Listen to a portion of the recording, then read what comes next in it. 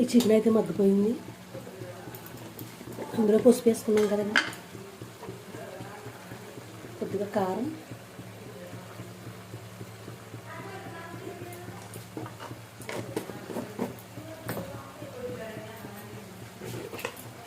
ఇందులో ఉప్పు,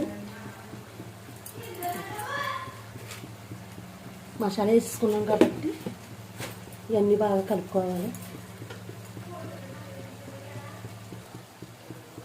ఇలా కలిపేసుకున్నాక ఇందులో వాటర్ పోసుకోవాలి తగినన్ని.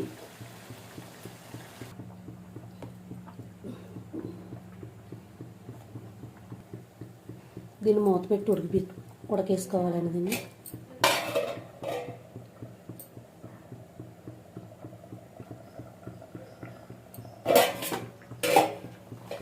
చికెన్ కర్రీ అయితే ఉడుకుతుందండి.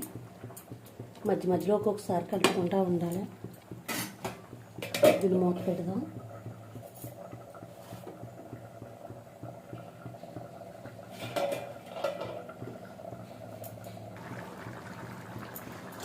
నేను కొద్దిగా ఇందులో కొత్తిమీర, కరివేపాకు కూడా వేసానండి.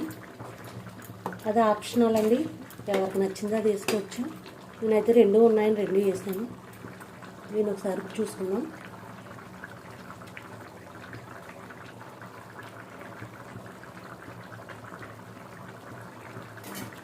అన్నీ సరిపోయాయండి.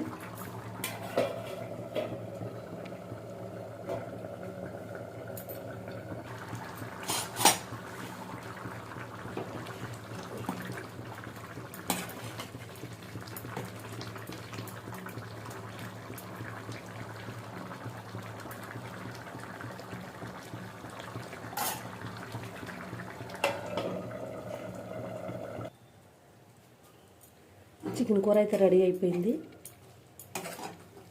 అంతేనండి, సింపుల్గా చికెన్ కర్రీ అయితే రెడీ అయిపోయింది. ఓకేనండి, నెక్స్ట్ వీడియోలో మళ్ళీ కలుద్దాం. ప్లీజ్ సబ్స్క్రైబ్ చేసుకోండి నా ఛానల్.